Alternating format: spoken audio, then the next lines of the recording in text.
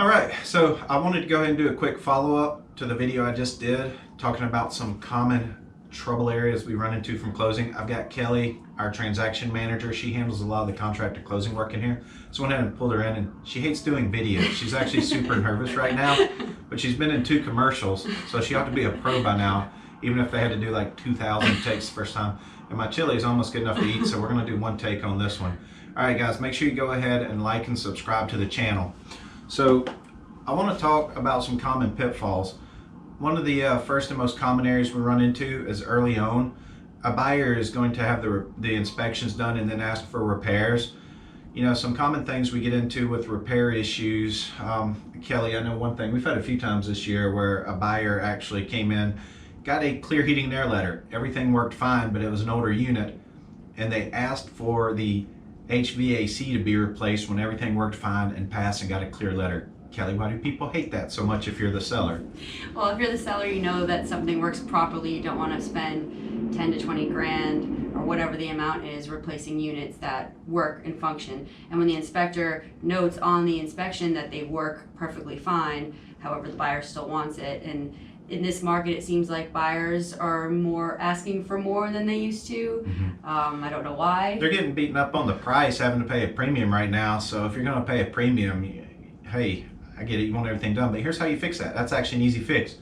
When you're looking at the house, when you write the offer up, if you see it's an older unit, go ahead and ask for it as part of your offer in a separate addendum. Don't do it in the contract, but in a separate addendum, go ahead and ask for any repairs you know you want done. It could be things like a carpet allowance or a new roof if you know it's a 20-year-old roof and it's a 15-year shingle.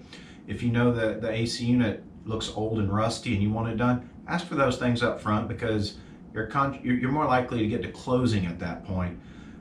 You know, poorly written addendums can actually be a problem too. I know Kelly had one like this recently. I think the phrasing was something, and I may have to say this twice so you follow it.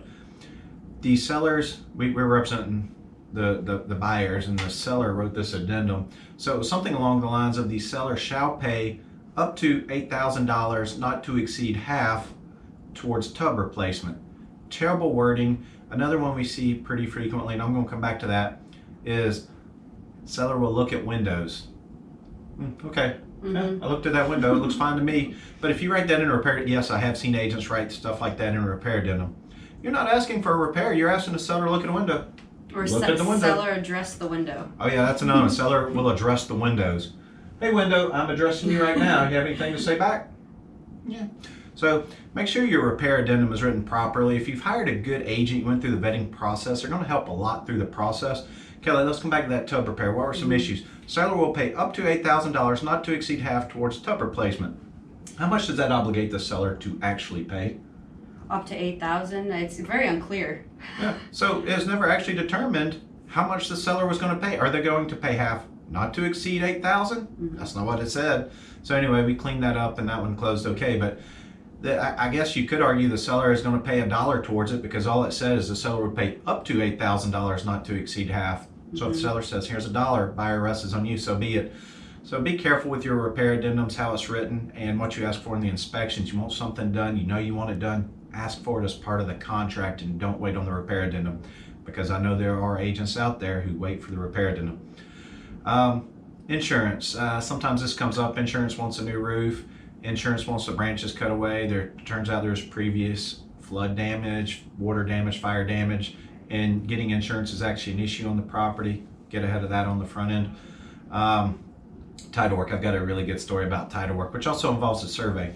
So you should get the survey done. Kelly, I don't know if you've heard the story, but years ago I've done this a long time. I think it was 2006 that this happened, maybe 07, somewhere in there. My buyer was purchasing a foreclosure and they got a survey done. The survey found that the house was built halfway over the property line. Not a little bit over. The house sat on the property line. So as it turns out, the original buyer who went into foreclosure bought 2 lots. The builder never properly conveyed the second lot, and when he got a delinquent tax notice the second, he said, oops, better fix that, paid the taxes, and did a quick claim deed with the second lot over to the buyer. Issue with that is the buyer had a mortgage, so the mortgage was only on 1 lot in the house. The second The mortgage was never attached to the second lot. When it went into foreclosure, lender didn't know the second lot existed. Lender foreclosed on the lot in the house, but not the second lot, which means this angry person who got foreclosed on owned a lot with half a house sitting on it. Now, that one actually worked out okay. We tracked the person down, and when we explained the situation, it was a young lady trying to buy a first house. They agreed to go ahead and do a quitclaim deed, and they signed over the lot to the lender so the lender could then convey both. That one could have not worked out very well, but good reason to go ahead and get your survey done.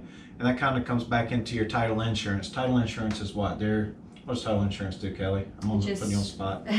It's so if once you own the home, you know that someone else can't come and claim it from you saying that they own that property. That's right. It's a small one-time fee that protects your equity and the property from claims against it. We had a very famous case right here in South Carolina. A Native American tribe claimed a lot of tribal land up around the Charlotte Rock Hill area, and the people that had title insurance were protected. And this wasn't that long ago. It was in the 70s. The people who didn't have title insurance, so some of them actually lost their land, or they had to work out a settlement with the tribe. But if they'd had title insurance, that comes in. Sometimes the survey turns out a little fence or something smaller is an issue. A lot of times you can just get a title policy around that. As far as other things go, we talked about the insurance. Here's one we're dealing with right now. I won't say the property address because this is a current file, but during the repair addendum, there was a change. We negotiated up on the price to accommodate some repairs and a flooring allowance. But the other agent, unfortunately, forgot to provide a copy of that, because that's usually the buyer agent that handles that. Forgot to give a copy to the lender. Therefore, the appraiser didn't know about the price increase. And like most appraisals, they come in right at sales price or just above sales price. This was actually an easy appraisal. Could have come in way over, but it came in at sales price. So Kelly, what are the issues we're dealing with still currently on that one? So the issues on this is because the lender and the appraiser weren't notified of the agreement between the buyer and seller to increase the price, now we're dealing with this amount of money where the buyer doesn't want to increase the sales price or decrease from her flooring allowance or what the sellers have agreed to done. The sellers don't want to decrease what they're getting at closing. So now we're kind of stuck in a situation where, something's got to give or else the deal falls through. Yep. And maybe the appraiser, when he gets the information, might be willing to adjust the number, but that's something you can come up to. Lastly, buyers, the best thing you can do to make sure you close on time is to get all your documents to your lender promptly. Don't be surprised when the underwriter comes back and asks you for supporting docs 3, 4, 5 times through the transaction. You can't argue with them. You're not going to win. They're going to take their ball, leave, and go home. You need them more than they need you. So you have to get them their docs. The underwriter approves it. Then you go to closing. That's really as far as getting closed on time. When we run into a delay, it's generally going to revolve around the loan. So get your documents to the lender as quickly as possible. Lastly, repairs are done. Get your reinspection done. Sometimes we run into an issue. We want that reinspection done as quickly as possible, as far ahead of closing as possible, because sometimes, believe it or not, contractors miss repairs. Had one last week, had one this weekend. Come back and get them done. And then Kelly, you do a final walkthrough. What's your final walkthrough? Final walkthrough is usually the day of closing or a day before, whatever the buyer wants. And when you walk through, you just want to make sure that there's no holes in walls or everything appears to be the same. The house hasn't burnt down since the last time you were there. Property's conveying in the same condition. Sellers, you can help yourself here by making sure you've got the house clean and the landscaping done one more time right before closing. Our contract actually calls for the house to convey, essentially, I'm going to paraphrase, broom clean with the yard cut, so that the buyer's walking in and not having to come in and clean. Fairly common, unfortunately, that doesn't happen, or the seller doesn't get it done and ends up having to pay for a made surface at closing. That can get a little awkward sometimes when you're trying to work that out and resolve it. So sellers, get the landscaping done, get the house clean right before closing. That's our most common issues we run into. Of course, there's a lot of things. What I would say, make sure you have a really good agent that's familiar with the process. A lot of times they'll see these problems coming from a mile away and prevent them from ever happening. So Kelly, any last thing you want to throw in? I think another thing, having a good realtor, and also when you have a good realtor, you know that realtor also has a good closing attorney that they use. It's going to handle all your title work properly. They have a good contractor that's going to make sure the repairs are done properly. They can refer you to good inspectors to inspect your property if you're a buyer. Very good. One take Kelly, right here. All right. Thanks for watching. Make sure you go ahead and like and subscribe to the channel.